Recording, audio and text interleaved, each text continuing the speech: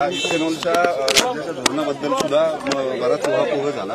नव्यानं काय संधी उपलब्ध असतील उद्योगाच्या? मला असं वाटतं की आता इथेनॉलचं जे अर्थकारण आहे ते तर या ठिकाणी चांगल्या प्रकारे एस्टॅब्लिश झालंय आणि त्यामध्ये प्राज इंडस्ट्रीचा प्रमोद चौधरींचा जो वाटा आहे तो अत्यंत मोलाचा आहे।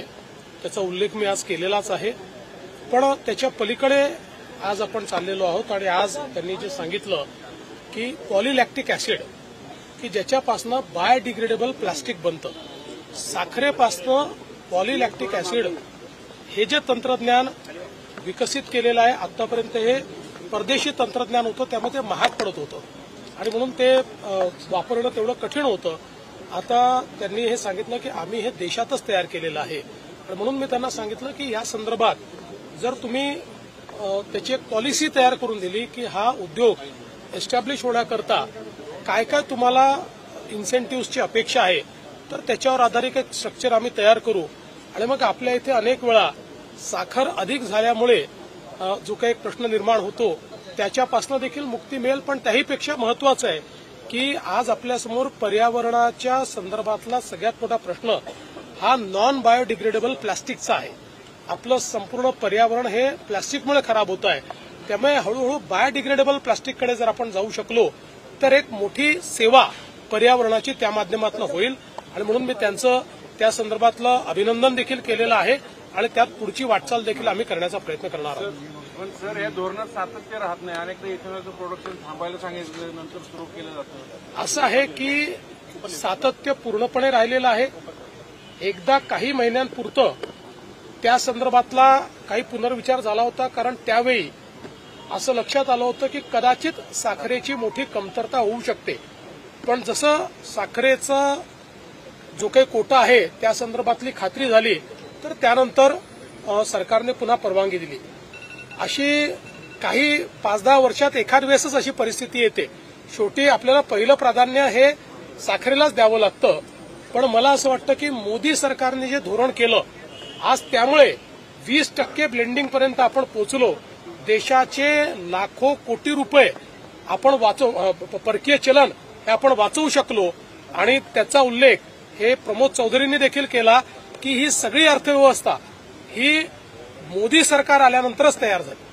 शेतकऱ्यांच्या अजून नुकसान भरपाई नाही दिली, त्याचे प्रस्ताव अजूनपर्यंत जिल्ह्यातूनच गेले नाहीत, त्याचं पुढे काय होणार? एप्रिल आणि दोन्ही असं आहे की ज्या ठिकाणी नुकसान झालं त्याचे प्रस्ताव सरकारकडे येतात, जसे असे प्रस्ताव येत आहेत तसं तसं त्या संदर्भात आपण ती मदत देतोच आहोत। ही ऑनगोईंग प्रक्रिया आहे, ही प्रक्रिया कधी थांबत नसते। सर, काल तुम्ही एका केसचा कॉग्निझन्स घेतला, पुण्यातल्या आपल्या भाजपच्या कामगार आघाडीचा अध्यक्ष जो आहे त्यानं महिला अधिकाऱ्यांबरोबर चुकीचं वर्तन केलं होतं, तशा तक्रारी झाल्या, महिला आयोगापर्यंत विषय गेला होता, कारवाई झाली नाही। काल तुम्ही इंटरव्ह्यू केल्यानंतर आयुक्तांनी त्याला बंदी घातली आहे पालिकेमध्ये, पण अजून काही पिनल ऍक्शन झालेली नाही आणि दुसऱ्या पक्षाकडूनही त्याच्यावरती काही कारवाई?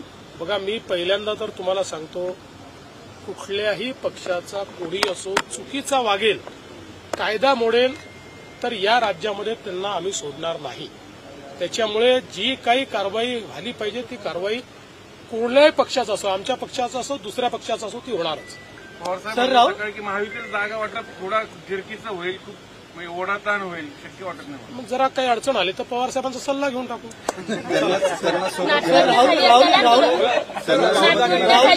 तुरुंगात जायचं वय नाही, भाजपसोबत जाण्याबाबत प्रस्ताव मांडताना शिंदेंनी संवाद साधल्याचा संजय राऊतांचा दावा।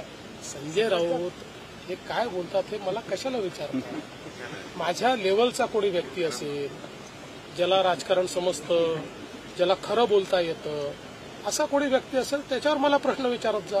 तुमचाही वेळ वाया घालवता, माझाही वेळ वाया घालवता, सर संपलेले दिसतात। एकत्र येण्याची चर्चा सुरू आहे ठाकरे आणि पवारांच्या संदर्भात, तुमचं काय असेसमेंट आहे? हे खरंच होईल का? ठाकरे एकत्र येतील? मागच्या वेळेस बोललो तेच आजच सांगतो, बेगानी शादी में अब्दुल्ला दिवाना मी नाही। त्याच्यामुळे ते 2 पक्ष आहे, 2 भाऊ आहेत, काका पुतळे आहेत, त्यांचं त्यांनी ठरवायचं आहे, ठरवलं तर प्रतिक्रिया देऊ, नाही ठरवलं तर तुमची पतंगबाजी चालू राहील। त्याच्यामुळे त्याच्यावर मला कशाला विचार?